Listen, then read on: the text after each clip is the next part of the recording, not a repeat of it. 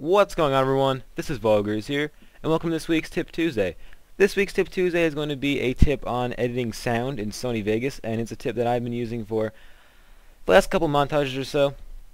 And you may have noticed it in my last montage glitch step, how I enhance the bass. Now, you may or may not have noticed it depending on if you already heard the original song. Well, there is a subtle difference, but you definitely notice it specifically in the parts where my levels are higher, and you can see that my levels go up to the beginning and then they kind of decline a little bit. So depending on how far you are in the song, the bass levels may have been higher or lower. So today I'm going to show you how you can enhance the bass on your own Sony Vegas project. So the first thing you want to do is create a new Sony Vegas project, and you want to import your song. Now I am using the song Monster by Acid Paradox, and it is an awesome song. I downloaded this off of Newgrounds a couple months ago. Actually, it was over the summer, so it was quite a while ago, but I've been wanting to make a montage this ever since I did a couple Editors Club things, but I never actually uploaded them because they were short. I never actually finished it. So I'm using this song for this tutorial, but I am hoping to use this song in a montage for the future, so I'm just letting you guys know that. Very, very great song. I definitely recommend that you check it out. I'll put a link to that in the description as well, and also keep in mind that this is a YouTube video, so you're not actually going to hear the full bass. I mean, I'm recording this with fraps, and I mean, you're definitely going to hear a subtle bass improvement, but you really have to try this out, you know, using your Turtle Beaches or your Skull Candy or whatever, just in order to actually, like, you know, hear it. I mean, it depends on the headphones and the speakers you're using, so it's different on every computer, but just keep that in mind. This is going to enhance the bass. So first thing you want to do, which I already did, is turn your audio levels down. I turned mine down to about -20, but whatever might work for you. Let's see. I actually hardly turned down any of the audio levels at all, as you can see. But for this, I decided to turn them down because I'm recording, so to avoid hearing static, I put the audio levels down. So what you want to do first is you want to just drag your song there first. This is actually a subclip. The original song is like 2.5 minutes long, but this is only like 20 seconds. Now let me just play it that we can hear it. Or I'll start it right here.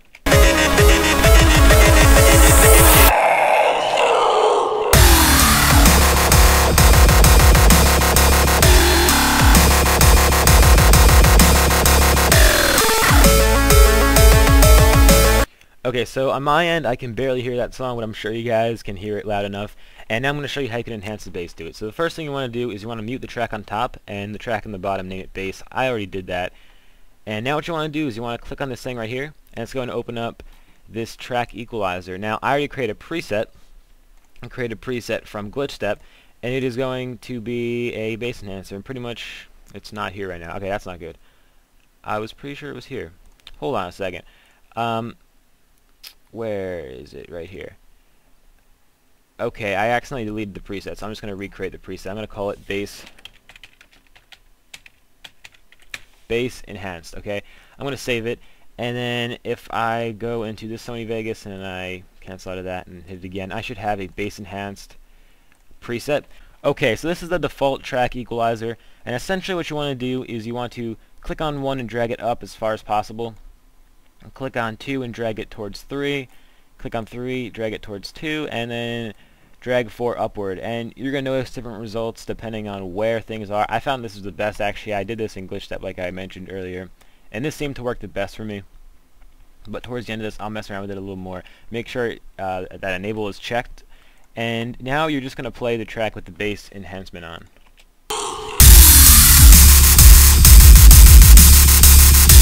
Now that sounds pretty good. You're going to hear a lot of bass. It's definitely going to be a little bit lower than normal. Now what you can do is you can right click on the track and click insert/remove envelope and then volume. Then keep the volume of the bass always like still on, but you don't want to make it completely mute. Now what you want to do is you want to keep the volume of the bass to be fairly low, but you don't want it to be completely muted. The reason being is because when you hear a bass, you want it to all of a sudden like catch your attention. You don't want it, not necessarily, it depends on really what kind of song you're making or editing, but in my case I want this beat, this like drop, I guess you can call it, I want this drop to be really I want this drop to really stand out. So because of that, I'm going to keep the bass levels fairly low, and then right here, when you hear that little, like, that right here, where there's a couple seconds of downtime. I am then going to drag this all the way up to the top. So that way, when I uncheck the mute, you're going to hear a huge bass increase.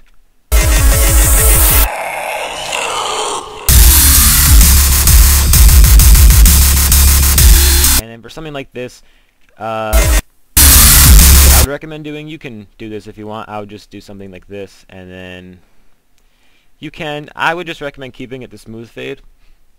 A lot of times when I make music I do linear fades, but for this it'll work fine with a smooth fade.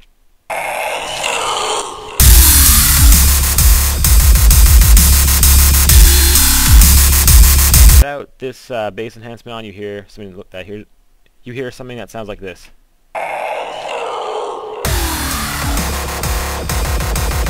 And that sounds really plain compared to what we just experienced. And that sounds really plain compared to what we just heard, so that's pretty much it for this tutorial. I did say that I was going to mess around with these levels a little bit more. If you want it to have that muffled sound, what you can do is you can do this. And like I said, if you wanted to have that bass effect, you want to just mess around with where where 1 and 4 are located. So we'll see how this sounds.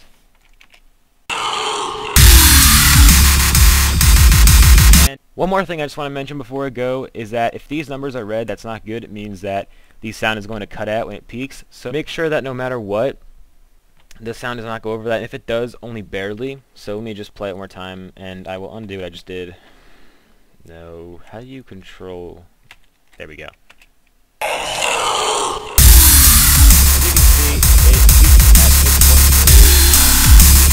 So I'm just going to lower it a little bit. 4.6, 4.4.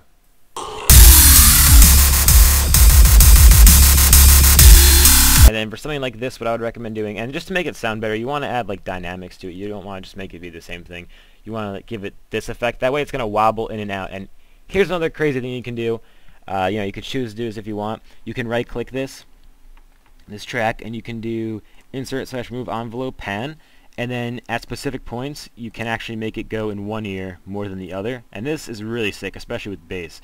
I wouldn't recommend doing it at the main drops, but at minor drops like right here, definitely do it. It's going to sound great. So let me just put this out that way you can hear it.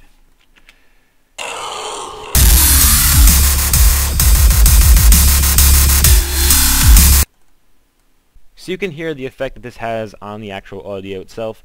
Thanks for watching this tutorial. I hope you guys enjoyed this week's Tip Tuesday, and have a great day.